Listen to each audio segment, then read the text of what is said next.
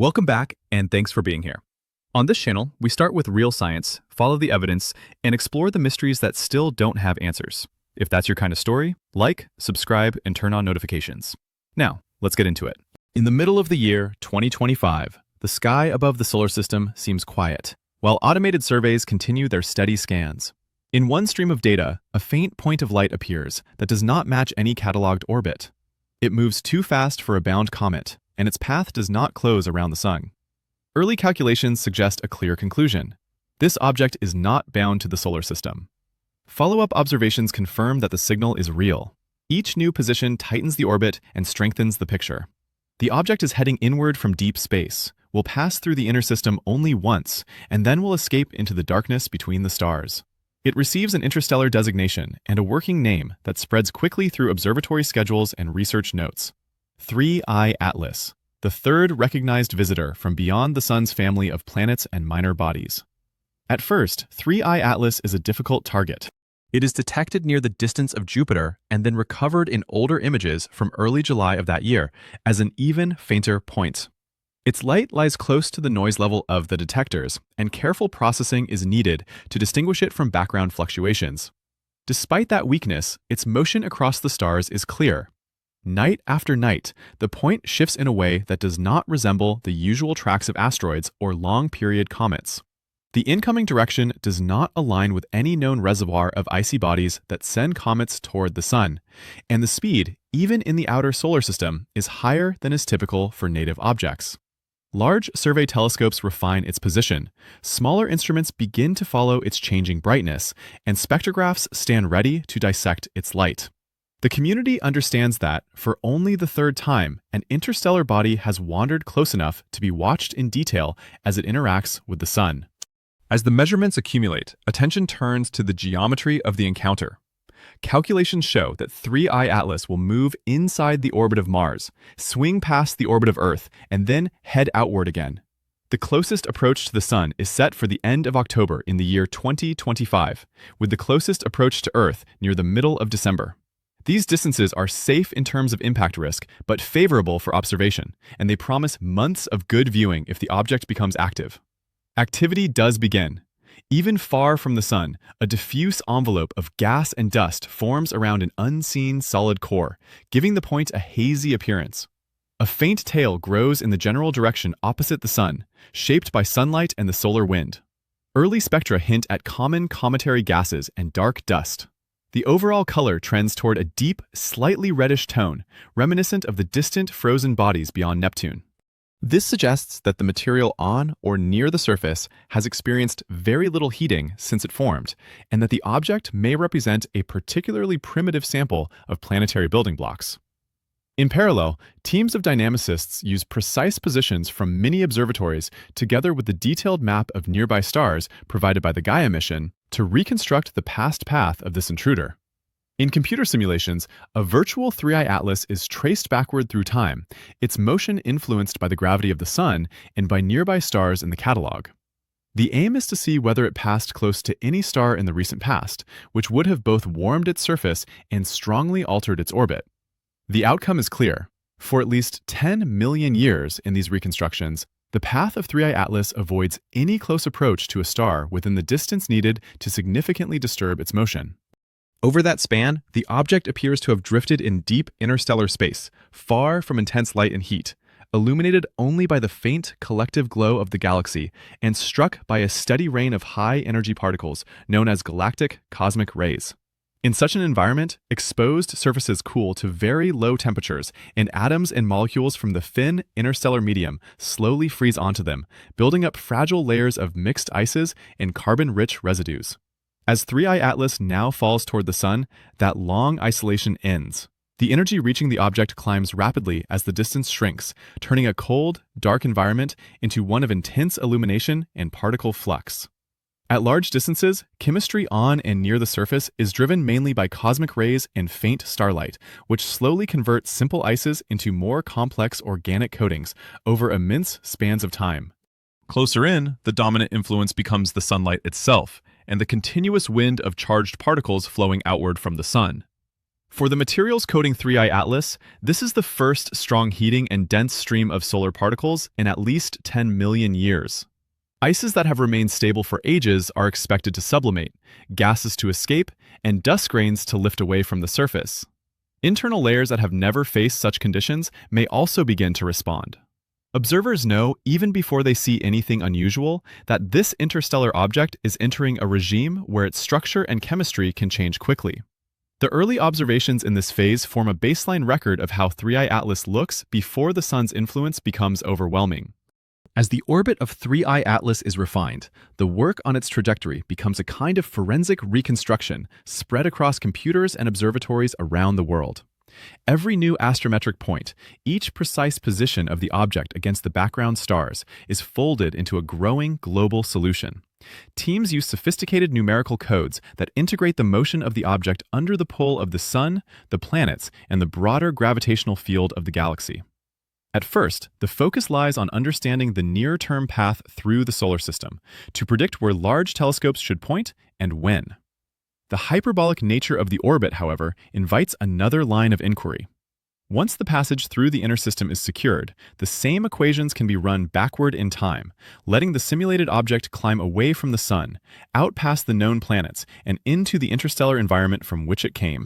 In these simulations, 3I Atlas is treated as a test particle, moving through a landscape dominated by the Sun and by nearby stars. Here, the detailed data from the Gaia mission become essential. Gaia has measured the positions, motions, and distances of more than 1 billion stars in the Milky Way, allowing astronomers to reconstruct where those stars were in the past and where they will be in the future. For an interstellar visitor, this catalog becomes a kind of map of potential encounters. By combining the path of 3I Atlas with the reconstructed paths of neighboring stars, scientists can search for close passes over millions of years. If the object had skimmed near a star in the relatively recent past, that encounter would leave a signature in its present motion and might identify a birth system.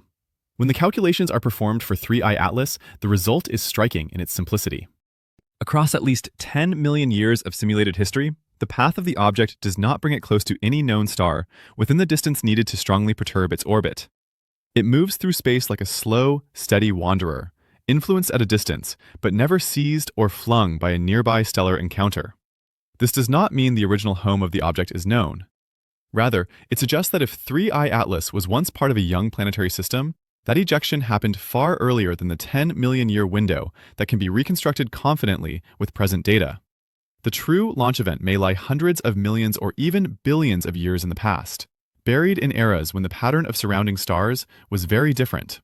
In that sense, 3I Atlas can be regarded as an ancient fragment, a relic that has drifted through the changing gravitational tides of the galaxy without a strong encounter for an immense span of time.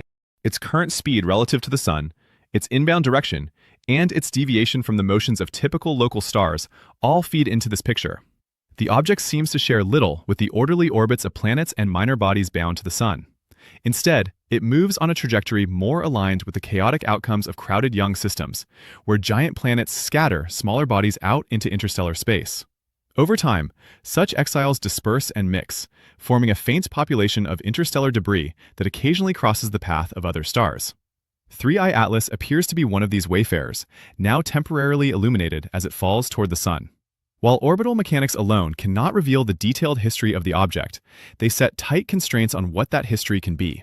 If it has not been near a star for at least 10 million years, then its surface and near-surface layers have not experienced intense solar-type heating over that period. Instead, they have resided in an environment dominated by low-temperature, low-density gas and a steady stream of galactic cosmic rays. In such conditions, simple ices like water, carbon monoxide, carbon dioxide, methane, and ammonia can condense and remain stable, while the continuous particle bombardment slowly modifies them. Laboratory experiments and studies of outer solar system bodies suggest that this processing can gradually convert mixtures of simple ices into more complex carbon-rich materials, forming dark, refractory crusts and embedding a variety of organic molecules in the upper layers. The reddish coloration seen in the early observations of 3I Atlas fits well with this picture, resembling the hues of distant trans-Neptunian objects whose surfaces have been sculpted by similar processes. The long, undisturbed travel time inferred from the orbit therefore becomes more than a curiosity. It is a crucial part of the story of what this object is made of. If the surface has been accumulating and transforming interstellar and circumstellar material for tens or hundreds of millions of years, then the current outer layers of 3I Atlas may preserve a record of chemical evolution that is difficult to access in any other way. Embedded in its crust could be molecules formed in the winds of dying stars, in the cold interiors of molecular clouds, and in the tenuous gas between stellar systems, all modified by cosmic rays over epochs that dwarf human history. When 3I Atlas now approaches the Sun, that archive is exposed to a very different regime. As the radiant energy rises with decreasing distance, so does the rate at which volatile materials sublimate. The orbit calculations provide the distances at which certain transitions are expected. Somewhere near the distance of Jupiter, the most volatile ices begin to escape. Closer in, near the orbit of Mars and within, water ice becomes unstable and can feed strong activity. At each step, layers that have not previously been warmed may be opened and driven off, revealing fresh material from deeper within. Because the interstellar origin implies a long, cold history, each new stage of activity is not simply a repeat of what a familiar solar system comet experiences. It is the first time in at least 10 million years that these particular layers have faced such conditions. The orbital reconstruction thus sets the stage for what comes next. Far from being an abstract exercise, it shows that 3I Atlas is not just any comet-like body dropped inward from a local reservoir. It is an object whose path through space has kept it isolated for a span of time long enough for rare chemistry to unfold on its surface, and perhaps within its pores. As it now descends toward perihelion, the point of closest approach to the Sun, observers know that they are watching not only the motion of an interstellar rock and ice mixture, but also the awakening of a chemical history written across deep time. The first hints that this awakening will not be simple come when the light of 3I Atlas begins to brighten in a way that diverges from ordinary comet behavior, signaling that the long, quiet journey has led to a complicated interior waiting to respond to the Sun. As 3I Atlas moves inward and brightens, astronomers begin to assemble a more detailed picture of the body itself. The object is far too distant for even the largest telescopes to resolve its solid core directly, yet its changing brightness and subtle variations in that brightness as it rotates allow careful observers to infer basic physical properties. The overall light curve, recorded night after night, rises and falls with a regular rhythm. By matching these variations to models of a rotating irregular body, teams converge on a rotation period of roughly 16 hours. This means that any point on the surface moves from darkness into full sunlight and back again in less than a standard terrestrial day. The consequence is that solar heating is spread comparatively evenly over the entire exterior. No single face can remain in continuous daylight or continuous night for long. For a body beginning to wake up after an immense time in the cold, this rapid rotation matters. It allows the entire surface to take part in whatever transition is about to unfold, rather than confining it to one hemisphere or a few isolated regions. From the way the brightness increases with decreasing distance from the Sun, and from the overall faintness of the object when it is first detected, scientists estimate its size. The best fits point to a solid nucleus somewhere between a few hundred meters and several kilometers across, with many analyses favoring values in the lower kilometer range. This places 3I Atlas in the class of modest comets and small asteroids, large enough to hold on to a significant amount of material and to maintain internal structure, yet small enough that its gravity is weak and its surface layers can be lifted away by gas pressure once activity begins. Its density cannot be measured directly, but once again, analogies help. The colors and spectra hint at a mixture of rock, metal, and volatile ices. The spectrum in reflected sunlight shows a dark, slightly reddish surface similar to the outer solar system objects known as trans-Neptunian bodies. At the same time, narrow spectral features associated with certain minerals and gases suggest a kinship with a rare family of meteorites found on Earth, the metal-rich carbonaceous chondrites of the CR group. These meteorites are fragments of ancient asteroids that formed outside the main region where the planets grew, in the cold outskirts of the early solar system. They contain abundant water-bearing minerals, a high proportion of iron and nickel metal, and a rich inventory of organic compounds built from carbon, hydrogen, nitrogen, oxygen, and other key elements. When scientists compare the reflectance spectrum of 3I Atlas to laboratory measurements of these meteorites and related materials, they see strong similarities. The match is not perfect, and such comparisons are always approximate, but the overlap is enough to suggest that 3I Atlas may share a comparable internal makeup. A strong, thermally altered core of rock and metal, mantled by more fragile layers of porous, ice-rich dust and organic residues. In this picture, the interstellar object is not a loose rubble pile barely held together, but a coherent body with significant mechanical strength. It may have been heated early in its history by radioactive elements or by tidal interactions in its original system, driving off some of its original volatiles and altering its interior minerals. Later, as it cooled and drifted into interstellar space, new ices and organics would have accumulated on its outermost layers, forming a complex stratigraphy of processed and unprocessed material. Such an arrangement can help explain several puzzling observations. The presence of a dense, metallic interior, rich in iron and nickel, provides a natural substrate for catalytic reactions once liquid water appears, allowing complex chemistry to proceed on grained surfaces and within tiny pores. The water-bearing minerals in the more primitive outer layers offer a reservoir of hydrogen and oxygen that can be mobilized as the object warms. The porous nature of those layers lets gases percolate through and escape, carrying dust and newly formed molecules away into space. At the same time, the rotation period and estimated size suggest that 3I Atlas can respond globally and quickly to changes in solar heating. A body that rotated far more slowly would experience extreme contrasts between its day and night sides, possibly leading to localized outbursts from a few regions while the rest remained dormant. In contrast, a 16-hour spin ensures that solar energy is averaged across the surface over short timescales. If a threshold is reached at which buried ices begin to melt and refreeze, or to convert directly to gas, that threshold is likely to be crossed almost everywhere within a few rotations. In such a scenario, the entire surface can shift from a quiet, inert state into active release in a relatively brief span of time. When observers later see evidence that the brightness of 3I Atlas does not simply follow the smooth curve expected for a gently warming comet, but instead shows a sharp and persistent increase at a particular distance from the Sun, this physical context becomes crucial. It suggests that the change they witness is not a small local vent opening, but the expression of an interior configuration that has been waiting, perhaps for millions of years, for exactly the right balance of sunlight and distance to initiate a new phase. Whether the solid nucleus inside is closer in detail to a metal-rich carbonaceous chondrite, to a dark trans-Neptunian body, or to an as-yet unclassified combination of materials, the weight of the evidence points to an object that is both mechanically robust and chemically fertile. It carries within it a blend of rock, metal, ice, and ancient organics that can support a wide range of reactions once the Sun begins to work on it. That mixture, shaped by an earlier life in a distant system and modified by long exposure to the interstellar medium, is now being slowly revealed as 3I Atlas continues its inward fall, setting the stage for the sudden transition that will soon draw intense attention to its changing light. As the months pass and 3I Atlas falls farther into the inner solar system, its changing brightness is tracked with a precision that would have been impossible only a generation earlier. Small robotic telescopes, professional survey instruments, and large observatories all contribute points to a growing light curve, a record of how much sunlight the object reflects as a function of time and distance. At first, that light curve behaves in a reassuringly ordinary way. As the object approaches the Sun, more radiant energy reaches its surface, and more ice turns to gas, lifting dust and forming a larger coma and tail. The total brightness rises along a gentle, predictable trend that matches expectations for a modest comet-like body with a dark surface. Then, near a distance of roughly 2.5 astronomical units from the Sun, something changes.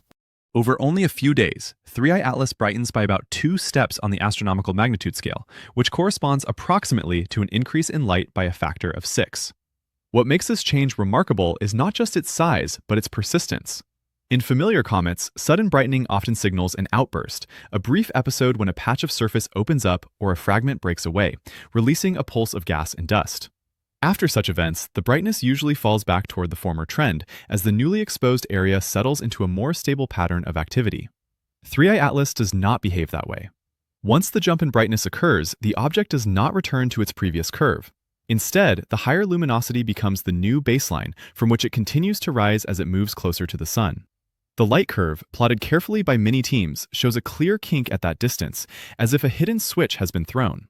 For scientists who have already estimated a rotation period of about 16 hours and who suspect a relatively uniform surface, the nature of this transition becomes an urgent question.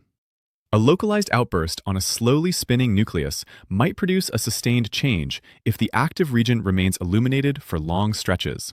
But the fast rotation of 3I Atlas means that no single spot faces the sun for more than a short time. Within a day, every region on the surface has cycled through day and night. The most straightforward way to reconcile the light curve with the physical configuration is to posit a global change in state, something that alters the behavior of large areas of the surface almost at once. The timing of the change offers a clue. 2.5 astronomical units is a region where the balance of temperature and pressure allows liquid water to exist transiently in sheltered environments such as pores and cracks, especially if salts and other dissolved substances lower the freezing point. Phase diagrams constructed from laboratory measurements show that under certain conditions, ice exposed to moderate heating can melt in confined spaces even while the overall environment remains below the standard freezing point of pure water. In a body like 3I Atlas, which carries both water and an abundance of reactive minerals, this threshold could mark the onset of widespread cryovolcanism, cold volcanism driven not by molten rock but by the movement and rapid transformation of water and other volatiles. In this picture, the long interstellar journey has built up a delicate outer crust composed of ices, organic residues, and fine dust, overlaying a more compact interior rich in iron and nickel. As the sun's warmth increases, pockets within that crust reach conditions where ice begins to melt, or to convert directly from solid to gas in a more vigorous regime. Liquid films creep along grain boundaries, dissolving and reacting with minerals. In particular, the reaction of water with metallic iron and nickel can produce magnetite, a strongly magnetic iron oxide, while releasing hydrogen gas. Additional reactions on these metallic surfaces can convert simple molecules containing carbon and oxygen into a range of more complex organics, including precursors to amino acids and simple sugars. The newly formed gases seek escape, building pressure in the porous network until they carve channels through to the surface. When enough of the crust crosses this threshold nearly simultaneously, the entire outer shell of the object can become active. Gas escapes from countless tiny vents, dragging grains of dust with it. The coma thickens, the effective scattering area increases, and the brightness jumps. Because the process is tied to a global change in temperature and to the intrinsic composition of the outer layers, it does not subside quickly. Instead, as long as the object remains near or within the critical distance, the high level of activity sustains itself. Evidence in support of this scenario comes from more than the light curve. Spectroscopic observations before and after the brightness surge show changes in the relative strengths of emission from water, carbon dioxide, and carbon monoxide. The ratio of carbon dioxide to water is found to be unusually high, standing several standard deviations above the values measured in typical solar system comets. The abundance of carbon monoxide relative to water is also elevated. At the same time, signatures of nickel-bearing species and of atomic oxygen at large distances from the sun suggest that volatile, rich layers have been processing under the influence of cosmic rays for a long time and are now being mobilized. In meteorites of the metal-rich carbonaceous chondrite class, similar patterns are seen when liquid water has altered iron-nickel alloys, producing magnetite and driving reactions that generate carbon-rich gases. By analogy, the chemistry now observed around 3I Atlas fits a picture in which warming at around 2.5 astronomical units activates a large volume of material, launching a wave of cryovolcanic activity across the surface. The brightness surge near that distance likely marks the moment when this wave first sweeps through. After perihelion, when 3I Atlas has passed its closest point to the sun, additional clues emerge. High-resolution images reveal multiple jets extending tens of thousands of kilometers from the central condensation, some forming an unusually prominent feature that points roughly toward the sun rather than away from it. While these structures belong to a later phase of the apparition, they are consistent with the idea that the internal plumbing of the object has been reorganized by the global activation. Dust and gas no longer simply stream away in a single, simple tail pushed by solar radiation. Instead, they trace a complex, evolving pattern shaped by rotation, internal vents, and magnetic and electric forces in the surrounding plasma. From a distance, the story can be summarized in straightforward terms. An interstellar object that has slept in deep space for at least 10 million years begins to respond to the sun, and at a particular distance, its behavior shifts abruptly. Beneath that simple description, however, lies a chain of processes that link orbital dynamics, thermal physics, mineral chemistry, and plasma interactions. The surge in brightness near 2.5 astronomical units is not merely a visual curiosity. It is the signature of a deep structural transition in a body carrying a unique inventory of ancient material. That transition opens pathways for chemistry that may not have operated on this object since it left its birth system, if ever, and it raises a wider question. When fragments like 3I Atlas are scattered between stars, warmed only occasionally by close passages to suns, how often do they experience such global awakenings? And what kinds of molecules, or even more complex entities, might these episodes create and disperse into space? The chemistry now traced around 3I Atlas belongs at the boundary between simple inorganic reactions and the complex networks often associated with living systems. Spectrographs break the light from the coma into its component colors and reveal the fingerprints of different molecules and atoms. Water is present, as expected for an icy body warmed by the sun, but its relative abundance tells only part of the story. The lines associated with carbon dioxide and carbon monoxide are unusually strong compared with those of water. When researchers compare these ratios with those measured in many solar system comets, they find that 3I Atlas stands out. The proportion of carbon dioxide to water lies well above the normal range, and the carbon monoxide to water ratio is enhanced as well. These gases are not exotic by themselves. They are common in planetary atmospheres and cometary comae. What is unusual is how much of them appears to be present relative to water, especially when combined with the hints of other species that point to a distinctive internal environment. Signals from nickel-containing compounds, together with evidence of abundant atomic oxygen at large distances from the sun, suggest that the object has experienced a long history of irradiation and that its outer layers are rich in metal and oxidized material. On Earth, the closest analogs to such a mixture come from studies of the rare, metal-rich, carbonaceous chondrite meteorites collected in a few locations, including certain finds in Italy. In these meteorites, microscopic analysis reveals grains of iron and nickel metal embedded in a matrix of silicate minerals and fine carbon-bearing material. Many of the metal grains show signs of corrosion by liquid water. Thin rims and clusters of magnetite, a strongly magnetic iron oxide, surround them. The patterns of alteration are consistent with a scenario in which water once circulated through the parent asteroid, reacting with the metal to form magnetite and releasing hydrogen gas. At the same time, the interaction of water, hydrogen, carbon monoxide, and carbon dioxide with the metal surfaces can drive a family of reactions that assemble more complex carbon-based molecules. In laboratory experiments, similar conditions on metallic catalysts are known to produce chains of hydrocarbons, simple alcohols, and oxygen-rich organic molecules from mixtures of carbon monoxide and hydrogen. Over long periods, with varying temperatures and compositions, these processes can generate a diverse inventory of organic compounds, including precursors to amino acids and sugars. When scientists look at the spectrum of 3I Atlas and recognize the same key ingredients, they infer that related chemistry may be active there as well, or may have operated in the past. The high ratios of carbon dioxide and carbon monoxide to water can be explained if liquid water has corroded metal and converted some of the oxygen into magnetite, leaving more carbon in the gaseous phase as these oxides. The presence of nickel-rich species supports the idea of a metal-bearing interior exposed to water. The detection of atomic oxygen far from the sun indicates that some of the release of gas is driven by processes that break apart molecules and rearrange their components, a natural outcome when energetic particles and ultraviolet photons work on volatile-rich material. In the context of 3I Atlas, these reactions are not isolated events. The global change in brightness near the critical distance suggests that vast regions of the outer shell are involved. As the crust warms and cryovolcanism begins, water moves through pores and fractures, contacting metal grains and fresh mineral surfaces. Each contact point becomes a small reaction site.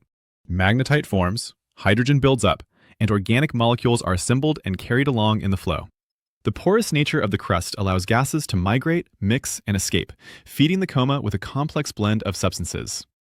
In this view, 3I Atlas acts as a natural chemical reactor, one that has been loaded with reactants during its long stay in interstellar space and is now being switched on by the sun. The term life does not yet apply. No direct evidence of complex biological structures exists in the data.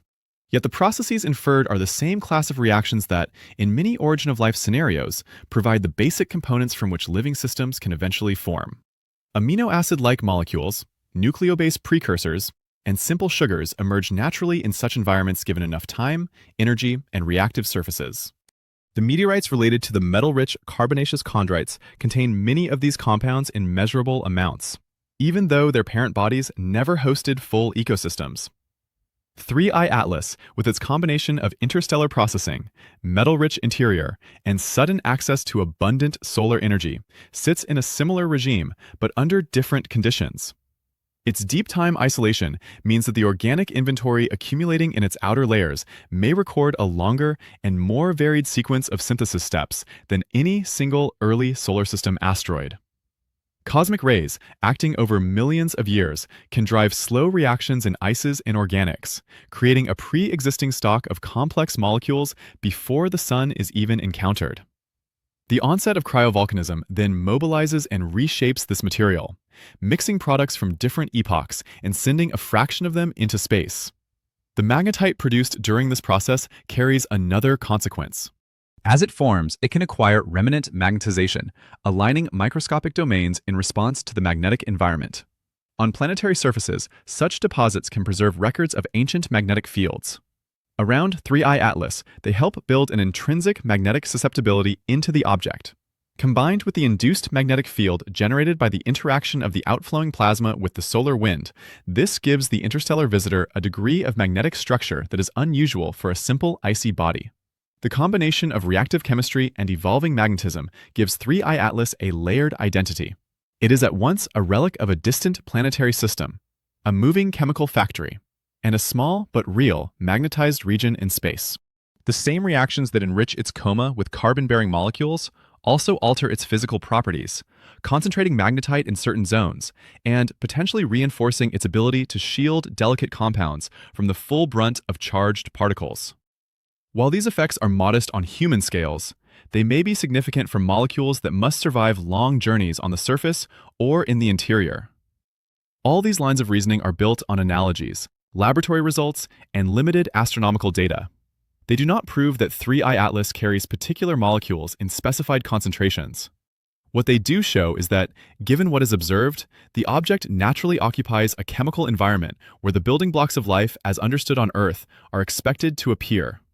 When combined with the evidence from meteorites and from missions to primitive asteroids, a coherent picture emerges. Interstellar fragments like 3I Atlas are not just inert rubble, but may be prolific sources and carriers of complex organic material, moving silently between stars and occasionally passing close enough to suns and planets to share part of their inventory. The question that then arises is how rich that inventory can become, and whether any of these bodies ever cross the threshold from chemistry to biology.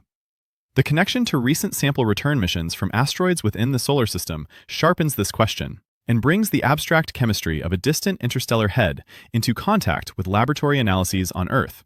While telescopes collect photons from the distant coma of 3I Atlas, a very different kind of investigation unfolds much closer to home. In clean rooms on Earth, scientists open containers that have traveled back from asteroid Bennu on the OSIRIS-Rex mission. The return of this material marks the first time that pristine samples from a primitive near-Earth asteroid are available for direct study with the full power of modern instruments. Although Bennu is a native of the solar system and not an interstellar interloper, the insights drawn from its grains and dust reach outward, offering a context in which to place the chemistry now inferred around 3I Atlas. Bennu is a small, dark, carbon-rich asteroid. Its surface, mapped in detail by the spacecraft, is strewn with boulders and finer material, and its spectrum shows features consistent with hydrated minerals and organic compounds. When the sealed capsule from OSIRIS-REx is opened, analysts find that the return material contains a variety of water-bearing clays, fine carbonaceous particles, and tiny fragments of rock and metal. Under microscopes and in spectrometers, these grains reveal a dense record of early solar system processes. One of the most striking results from the Bennu samples is the detection of many of the molecular building blocks associated with life on Earth. Amino acids, which form the bases of proteins, are identified in multiple varieties. Nitrogen-rich rings related to nucleobases, the components of genetic material, appear in the data as well. Organic molecules resembling simple sugars, including species related to ribose and glucose, are also reported. These discoveries do not mean that Bennu ever hosted living cells, but they show that the chemistry capable of assembling complex carbon-based molecules operates naturally on small bodies that formed in cold, primitive regions. Water plays a central role in this chemistry. The minerals in the Bennu samples show clear signs that liquid water once flowed or seeped through the parent asteroid, altering its structure and composition. Hydrated clays and other altered phases testify to long periods during which water interacted with rock at low to moderate temperatures. In that environment, carbon-bearing molecules can form through various pathways, including reactions on mineral surfaces and radiolysis driven by energetic particles. The signal from Bennu is that, given a mixture of rock, metal, water, and simple volatiles, the emergence of a rich organic inventory is not rare or exotic. It is a natural outcome. When these findings are set alongside the spectroscopic data from 3I Atlas, the parallels become difficult to ignore. The interstellar object shows evidence for abundant water, whether in ice or bound in minerals, combined with a high ratio of carbon dioxide and carbon monoxide to water, and signatures of nickel-rich material and atomic oxygen. The overall spectral shape and inferred composition evoke the same family of carbonaceous materials to which Bennu belongs, with a possible shift toward even greater enrichment in organics.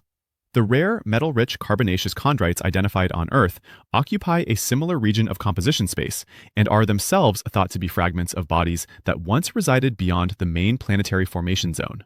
Bennu thus serves as a bridge between direct sample analysis and remote sensing of more distant objects. It shows in laboratory detail that the basic components of life as understood on Earth can be synthesized and stored in small, dark asteroids. 3I Atlas, by contrast, cannot be touched. Its inventory must be inferred from its light and from analogies. Yet the analogies are now anchored by physical samples. If a relatively small asteroid like Bennu, which has spent its existence within the Sun's domain and has likely experienced repeated heating cycles, can preserve amino acids, nucleobase precursors, and sugar-like molecules, then it becomes reasonable to suppose that a larger, colder, more isolated body like 3I Atlas might host at least as rich a stock, perhaps richer. During its long interstellar drift, 3I Atlas has spent millions of years in an environment where cosmic rays and ultraviolet photons can process ices and organics without the disruptive influence of frequent, strong heating events. Layers of material may have built up and transformed slowly, accumulating complexity step by step. The global cryovolcanic activation, near 2.5 astronomical units, then acts as a release mechanism, mobilizing these products and lifting them into the coma and tail. From a wider perspective, Bennu and 3I Atlas together illustrate a possible chain by which organic molecules move through space. In the early stages of planetary system formation, small bodies condense from gas and dust in cold outer regions. Water ice, carbon-bearing compounds, and reactive minerals assemble into porous aggregates. Radioactive heating and slow thermal evolution allow liquid water to percolate through these bodies, driving the kind of chemistry now seen in Bennu's samples and inferred in related meteorites. Later, some of these bodies are perturbed onto paths that cross the orbits of larger planets, or that lead them inward toward the star. Impacts and close passages can scatter fragments outward as well, ejecting them into interstellar space. Once free, they drift among the stars, carrying their cargo of organics, perhaps for hundreds of millions or billions of years. In this chain, 3I Atlas represents a member of the population of such exiles, while Bennu stands as a surviving representative of the original reservoir. The interstellar seed hypothesis proposes that bodies of this kind do not merely store organics, but can deliver them to worlds where conditions favor further development. On young planets with oceans and atmospheres, the infall of dust and small fragments from comets and asteroids can supply large amounts of preformed molecules, easing the path from simple chemistry to more intricate networks. The Earth, with its record of early meteorite infall and possible cometary contributions, is a natural test case. The detection of amino acids and sugar-like molecules in Bennu reinforces the idea that such delivery is chemically plausible. The presence of similar ingredients in an interstellar object like 3I Atlas, if confirmed, would extend the concept beyond a single planetary system. It would suggest that the galaxy is threaded with moving reservoirs of prebiotic material, capable in principle of seeding mini-worlds. Caution is necessary. Observations of 3I Atlas cannot yet specify exact concentrations or definitively identify individual complex molecules. They indicate a fertile environment rather than a complete inventory. Even on Bennu, where samples can be weighed and analyzed directly, the transition from molecules to living systems remains a matter of hypothesis and model. Still, the convergence of evidence is notable. primitive asteroids within the solar system, rare meteorites on Earth, and an interstellar object currently passing through the inner planetary region all point in the same direction. The processes that make the building blocks of life appear to be widespread and robust. Each new piece of data shifts the question slightly. Instead of asking whether space can produce amino acids, nucleobases, and sugars at all, attention turns to how often and under what conditions these compounds come together, how they travel, and where they ultimately end up. 3I Atlas, with its interstellar origin, sudden chemical awakening, and close approach to Earth's orbit, sits at an especially suggestive intersection of these lines of inquiry. It is, in effect, a test of how far the patterns seen in Bennu and in meteorites extend into the wider galaxy, and whether the seeds that asteroids carry remain confined to their birth systems or roam more freely among the stars. As 3I Atlas approaches and then rounds its closest point to the Sun, another layer of its nature becomes apparent, one that is not immediately visible in ordinary images, but that emerges from the way its gas and dust interact with the surrounding space environment. When volatile material escapes from the surface and flows outward, it does not move into an empty void. It enters the solar wind, a continuous stream of charged particles flowing away from the Sun and carrying with it an embedded magnetic field. Neutral atoms shed from the interstellar visitor can become ionized by sunlight or by collisions with energetic particles. Once ionized, they begin to feel the influence of the magnetic field in the solar wind and are swept into complex patterns. Around a typical active comet, this process creates a region known as a cometary magnetosphere, a bubble where the plasma density and magnetic field configuration differ from the undisturbed solar wind. Spacecraft that have flown close to comets, such as the Rosetta mission at Comet 67P, have measured magnetic fields within this region of several tens of nanotesla, rising to hundreds of nanotesla during solar storms. These values are small compared to those found near planetary dynamos, but are significant on the scale of tiny dust grains and molecules.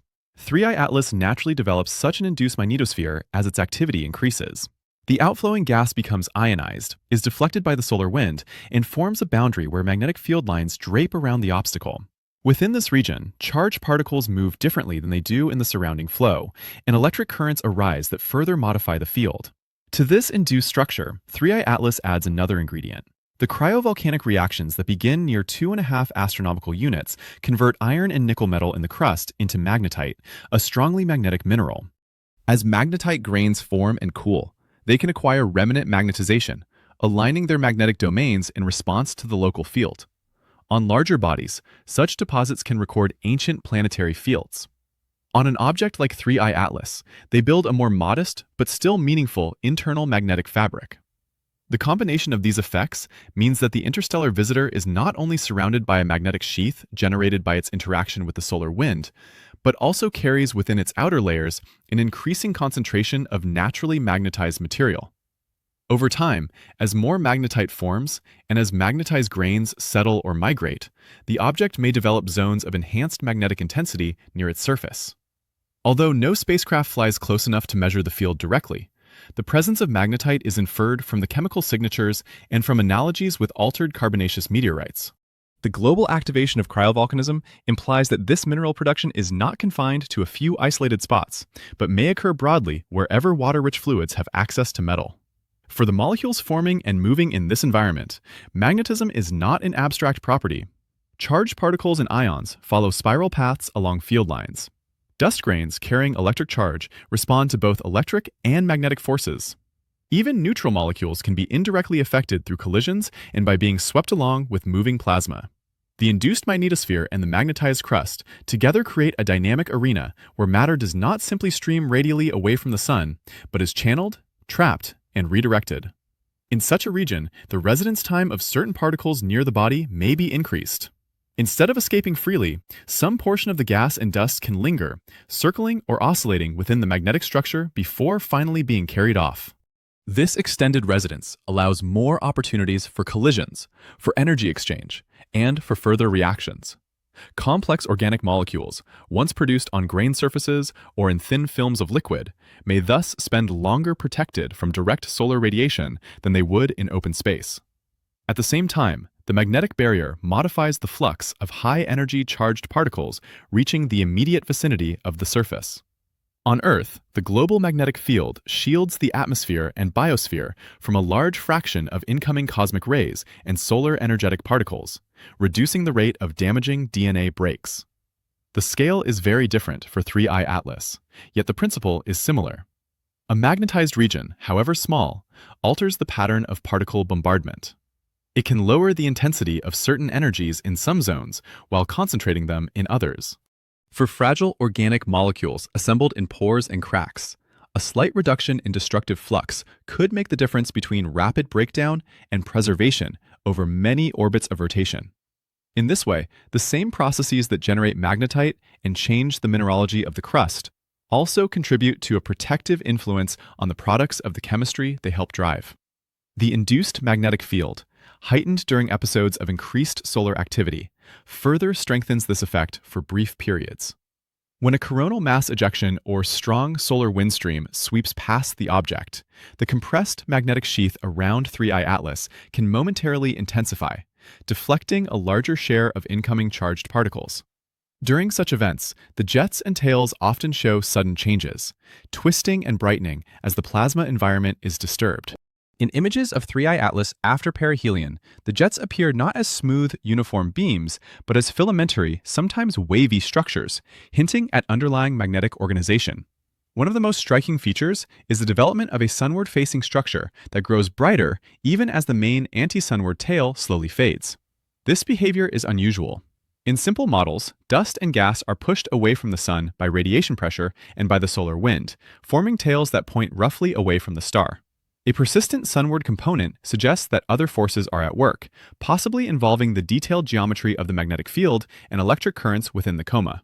Electrically charged dust grains can move in directions that are not intuitive if they are constrained to slide along twisted field lines or are accelerated by complex electric fields.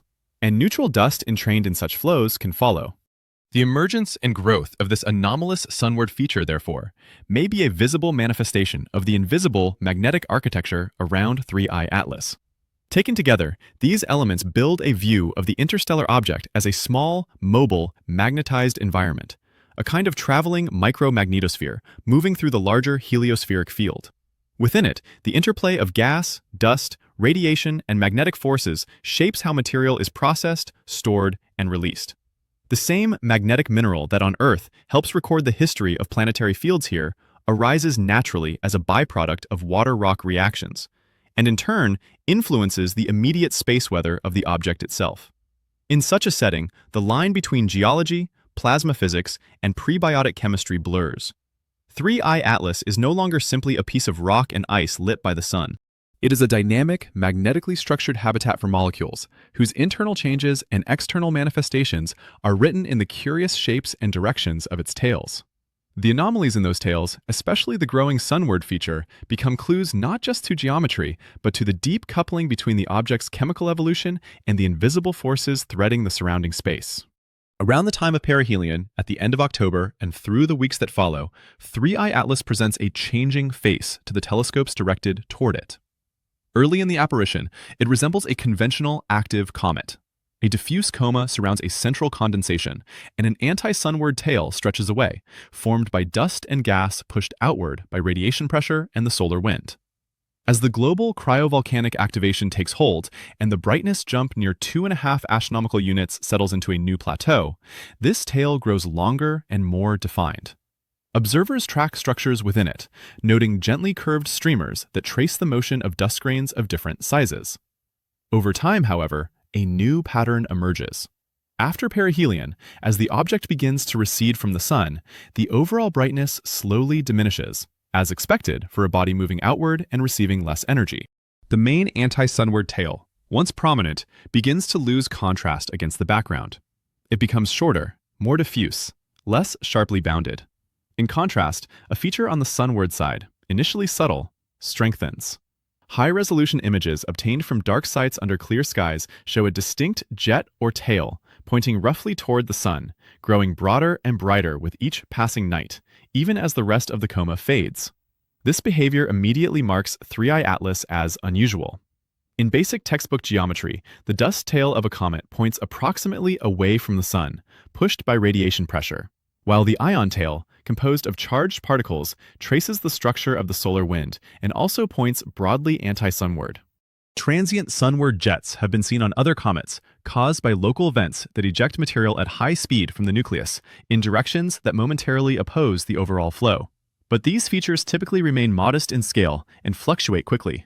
In the case of 3I Atlas, the sunward structure is persistent and grows in reach, extending to tens of thousands of kilometers from the nucleus. It is not a transient clune that fades after a single rotation, but an enduring component of the morphology. Night-to-night sequences show that as the nucleus rotates with its roughly 16-hour period, the sunward feature sways and modulates but does not vanish. It appears to be maintained by a combination of continuous outflow and large-scale forces acting on the particles within it. When researchers analyze the images in detail, they see that the sunward structure is not a smooth fan. It contains filamentary substructures, narrow strands that twist and sometimes kink as if following invisible channels.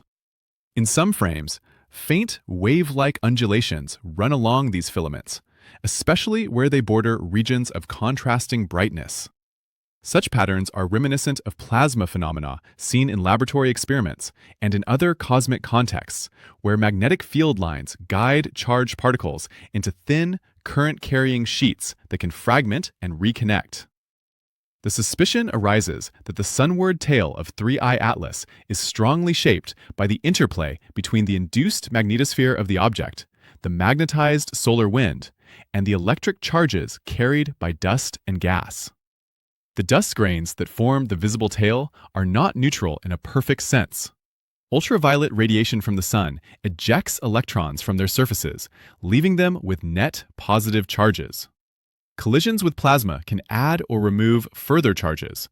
Once charged, dust grains experience forces from electric and magnetic fields in addition to gravity and radiation pressure. If the magnetic field lines draping around 3I Atlas are twisted or compressed, charged dust can be deflected into paths that bear little resemblance to simple, straight lines away from the sun. Neutral dust entrained in such plasma flows can follow along, giving visible form to trajectories that would otherwise remain hidden. Models that combine the rotation of the nucleus, the directional pattern of outgassing, and the expected configuration of the local solar wind suggest that under certain conditions, a persistent sunward feature can indeed arise. Gas jets emitted from regions on the nucleus facing slightly off from the sun can wrap around under the influence of Coriolis forces in the rotating frame and be held in place by magnetic tension. Charged particles within them can become trapped temporarily in loops of field lines, forming arcs and filaments that are constantly replenished. As the interstellar object moves through varying regions of the solar wind, these field structures can be stretched, folded, and sometimes compressed, producing the observed wavy morphology. Even with such models, however, 3I Atlas stands apart. In many previously studied comets, sunward jets have been observed in association with specific regions on the nucleus, often correlated with topography such as cliffs or pits, and tend to weaken as overall activity declines. Here, the anti-sunward tail is the feature that weakens, while the sunward component grows more dominant in relative terms. It is as if the balance of forces acting on the escaping material has shifted during and after perihelion.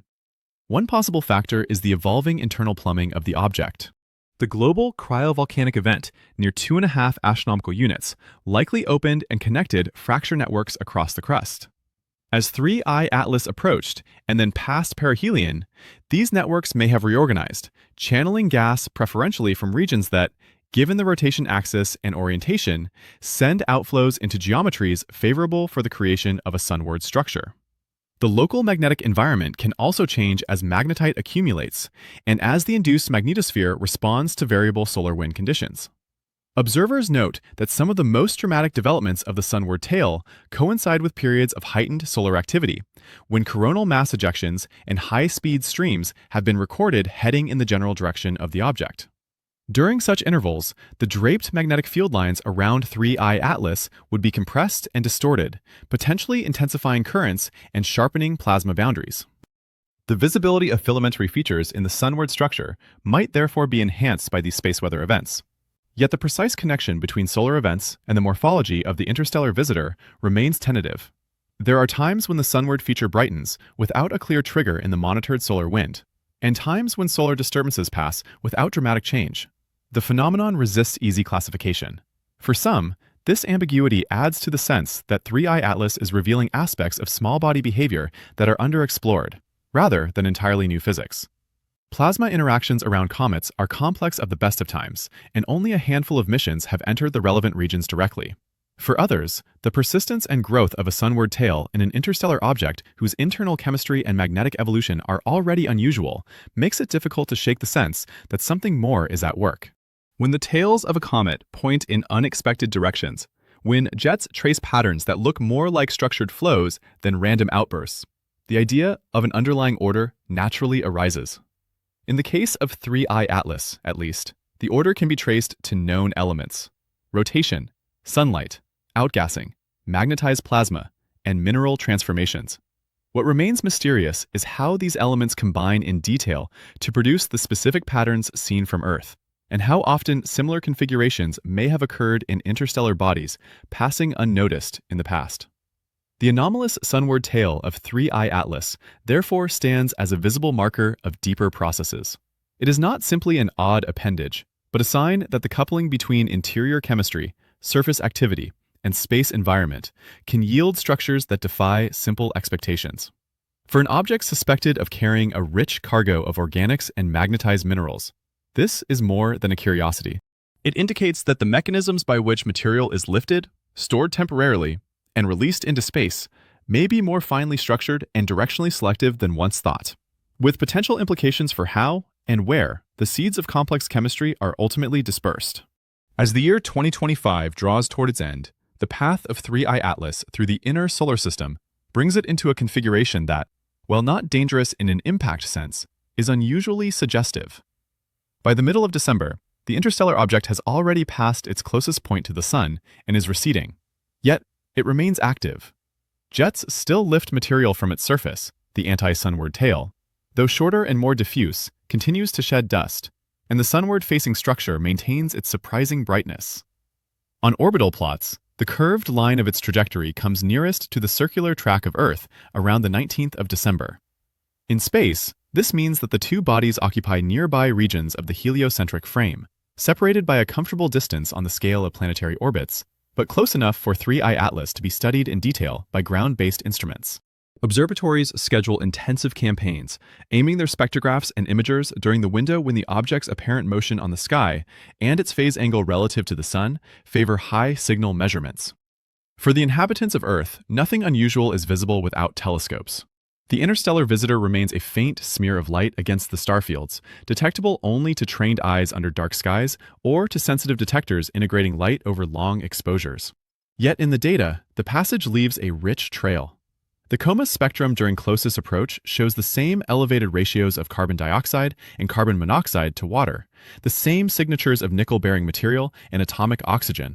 The jets and tails, resolved more clearly at this distance, display their filamentary structure with increased sharpness, allowing more detailed modeling of the plasma environment. The global picture of an object undergoing widespread cryovolcanism, surrounded by a magnetized coma shaped by interactions with the solar wind, is reinforced. Once the time of closest approach passes, the geometry continues to evolve. 3I Atlas moves onward, outward toward the orbit of Jupiter, while Earth follows its nearly circular path around the Sun. Months later, in March and April of year 2026, another alignment occurs, less dramatic in immediate observational terms, but important for the broader question of material exchange. When the object was at perihelion in late October of the previous year, it occupied a particular region of space inside the orbit of Mars, near the Sun. During that period, it released substantial amounts of dust and gas. Jets extended to tens of thousands of kilometers, carrying grains away from the nucleus. Some of this material was accelerated into trajectories that curve gently outward under the combined influence of gravity, radiation pressure, and the solar wind. As time passes, the larger dust grains follow paths not too different from that of the nucleus itself, spreading out into a diffuse stream along the orbit.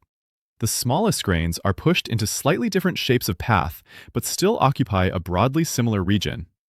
When Earth reaches the part of its orbit that crosses the plane where 3I Atlas was at perihelion, it moves through a volume of space that may contain an enhanced density of such particles. The density is expected to be low. There is no prediction of a dramatic meteor storm, no forecast of frequent bright fireballs streaking across the night sky. Any meteors that do occur from this material are likely to be faint and sparse, lost within the background of sporadic meteors from other sources. The more probable encounter is with grains too small to produce obvious streaks, micrometer-sized particles that enter the upper atmosphere as invisible specks. These particles, though individually tiny, can carry within them the chemical products of the processes that have unfolded on and within 3I Atlas. Some may be fragments of crust that have undergone cryovolcanic alteration, containing magnetite and associated organics. Others may be aggregates of ice and complex molecules formed or reworked during the global activation event near 2.5 astronomical units. As they descend into the atmosphere, friction and collisions with air molecules heat them. Many will be vaporized completely at high altitudes, their constituent atoms and small molecules mixing into the thin upper layers. A fraction, however, especially among the slightly larger or more compact grains, may partially survive, reaching lower altitudes before disintegrating or settling. In earlier times, before the interstellar origin of 3I Atlas was recognized, such infall would have been classified simply as part of the continual rain of cosmic dust that the Earth experiences every day. The planet is constantly swept by tiny debris from comets and asteroids, both native and captured, and their contribution to atmospheric chemistry is an ongoing subject of study. In the case of 3I Atlas, the additional context changes the framing. The incoming grains are not merely solar system products, but carry material shaped over tens of millions of years in interstellar space and altered in a single recent episode of intense solar heating and internal reaction. They are, in a literal sense, samples of another star system's debris, enriched by a unique history, entering the Earth's environment. The likely total mass delivered during the crossing of the perihelion region is modest compared with the average yearly infall from all sources. Yet, for questions concerning the distribution of certain molecules, especially complex organics, even small contributions can be significant. If a fraction of the incoming material consists of micrograins loaded with amino acid-like compounds, nucleobase precursors, and sugar-related molecules, then their integration into the high atmosphere represents a genuine transfer of chemical information from an interstellar body to the Earth. Models of atmospheric mixing show that over time, material deposited in the mesosphere and stratosphere can drift downward, attach to aerosols, and eventually join clouds, precipitation, or surface reservoirs.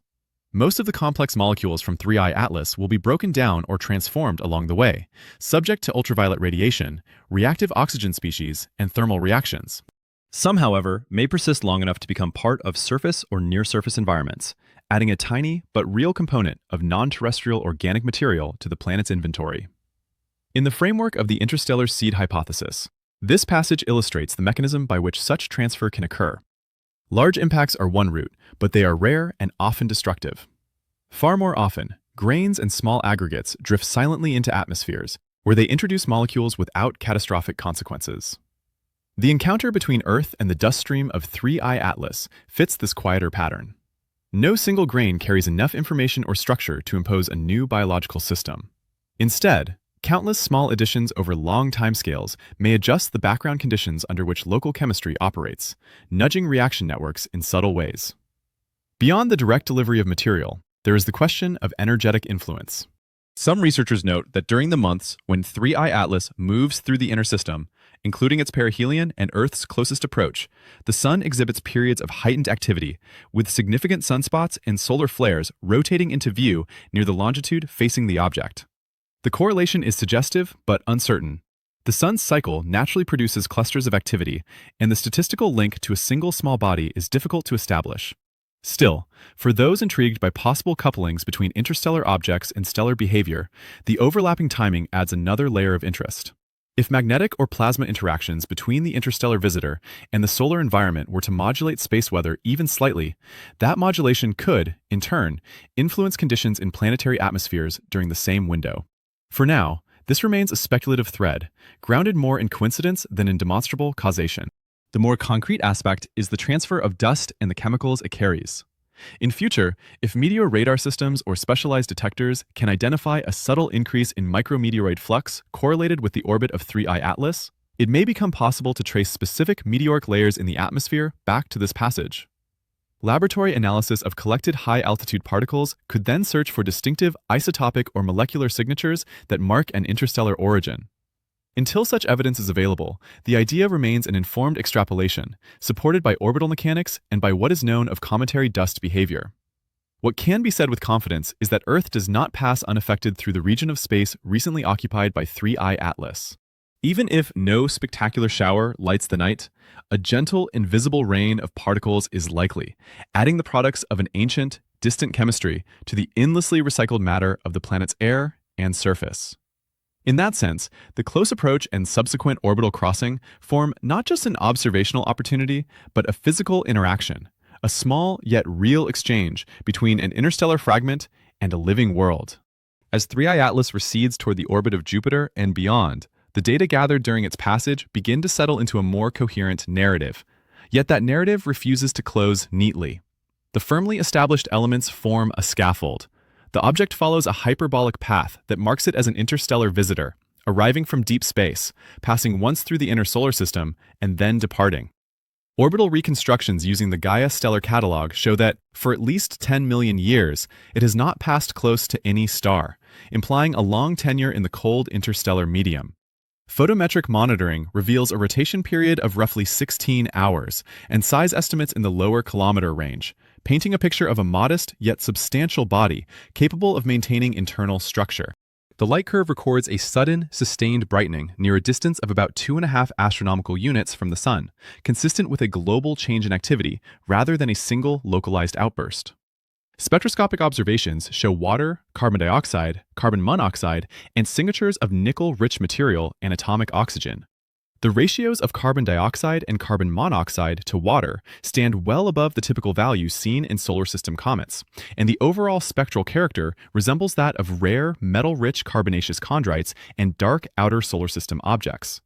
High-resolution images after perihelion display multiple jets, a fading anti-sunward dust tail, and a sunward-facing structure that grows in prominence, with filamentary, sometimes wavy substructures hinting at complex plasma and magnetic interactions. These facts, taken together, support a natural interpretation.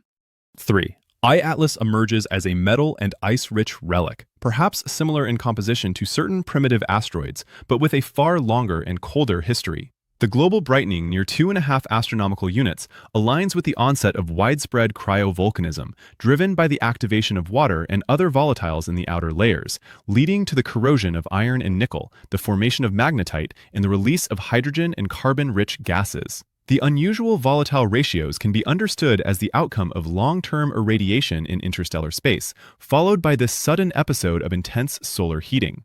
The magnetic environment arises from a combination of an induced magnetosphere in the interacting solar wind and the growing presence of magnetite in the crust. The anomalous sunward tail reflects the coupling between outgassing, rotation, and plasma processes in the magnetized coma. In this view, every anomaly is an invitation to refine models of small body physics rather than a sign of fundamentally new phenomena. Against this grounded background stands the interstellar seed hypothesis, which suggests a broader role for objects like 3I Atlas. In its most cautious form, the hypothesis states that small bodies ejected from planetary systems can carry complex organic molecules through interstellar space and occasionally deliver them to other systems. On this level, the evidence is strong. The Bennu samples confirm that primitive asteroids in the solar system naturally generate amino acids, nucleobase-related compounds, sugar-like molecules, and a variety of other organics through water-rock interactions and irradiation. Meteorites of the carbonaceous chondrite classes found on Earth show similar chemistry. 3. I-Atlas, by all indications, shares the key ingredients: water, metal, carbon-bearing volatiles, and a history that allows both slow interstellar processing and sudden warm activation. It is therefore reasonable to infer that its outer layers contain at least a comparable, and perhaps richer, stock of prebiotic molecules. The passage of Earth through the region of space near the object's perihelion in the months after its closest approach provides a plausible mechanism for some of that material to enter the atmosphere as fine dust. In this minimal sense, 3I Atlas functions as a seed carrier.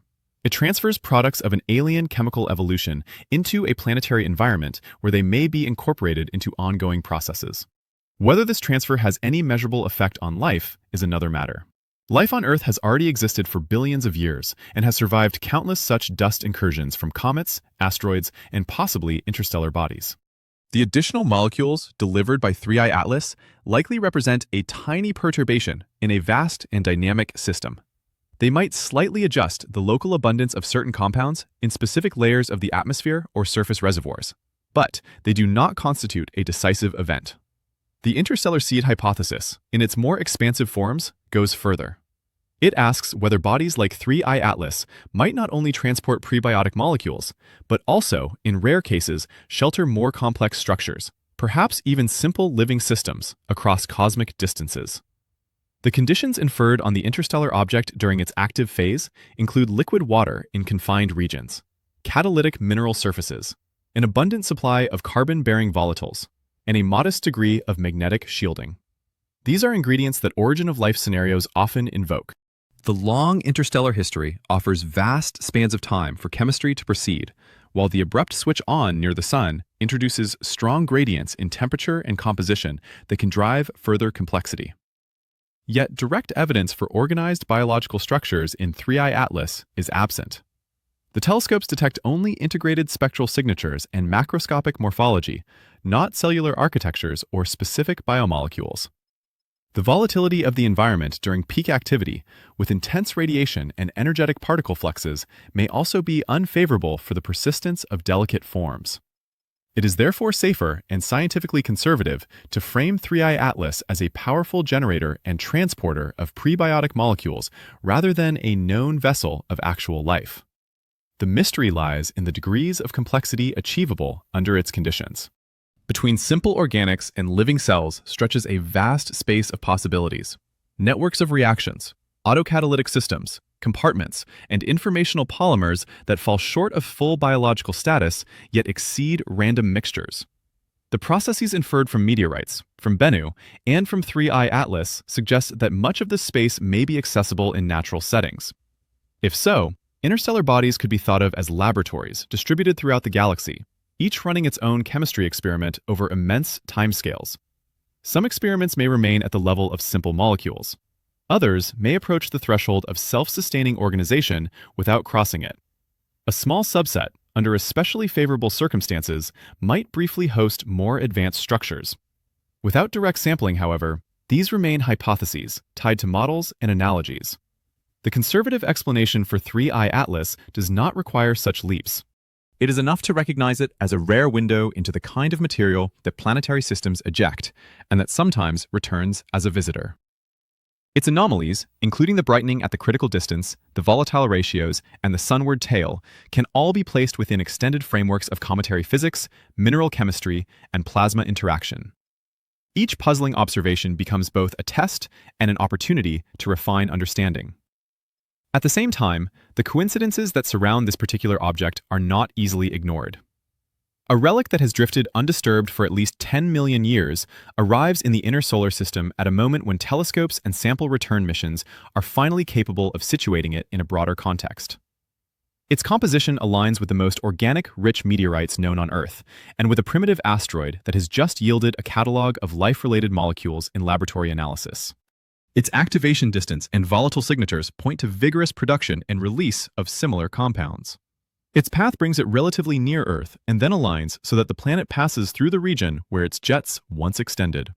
During the same general period, the Sun displays significant activity in longitudes facing the object, and the object itself shows magnetic and plasma structures that challenge simple models.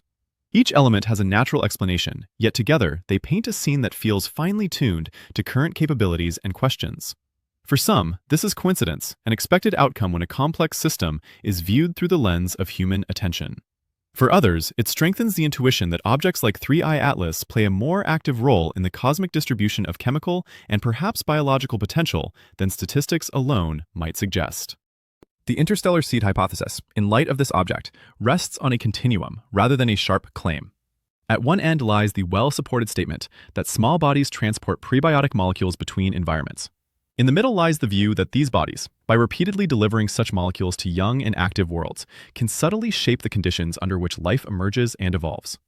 At the far end lies the bold idea that, occasionally, the seeds carried are not merely molecular, but organizational, transferring genuine living systems or near-living structures across interstellar gulfs. 3I Atlas does not compel acceptance of the far end of this spectrum, but it lends weight to the nearer parts, It shows that the raw materials and processes needed to produce rich organic inventories are present in at least one interstellar fragment, and likely many. It demonstrates a concrete pathway by which these inventories can be released and, in small measure, shared with planets. It highlights the role of magnetism, cryovolcanism, and long-term irradiation in shaping the evolution of such bodies. Above all, it reminds observers that the boundaries between planetary systems are not absolute. Debris from one star's formative past can wander into another's domain, interact with its sun, and touch its worlds in subtle ways. When 3I Atlas finally fades beyond the reach of most telescopes, its precise location grows uncertain. But the questions it raises remain. How many such objects have slipped through the inner solar system unnoticed, in ages before systematic surveys, quietly shedding dust and chemistry into the same space that planets cross? How many more will arrive in coming centuries, and will any be examined closely enough, perhaps by dedicated missions, to reveal their internal composition directly? Do the organic inventories they carry converge on similar patterns, or does each reflect the distinctive history of a different planetary nursery? In the silent wake of this single interstellar visitor, the galaxy appears less like a collection of isolated systems and more like a loosely connected web of exchanges, where small cold bodies drift along unseen routes, bearing fragments of many stories. Whether those fragments remain forever chemical, or sometimes rise toward the threshold of life, is, for now, an open problem. 3. I Atlas, with its ancient path, its sudden awakening, and its brief encounter with the Earth's orbit, stands as a reminder that such problems are not merely theoretical. They are written in moving matter, in changing light, and in the quiet rain of particles that falls unnoticed through the air of inhabited worlds.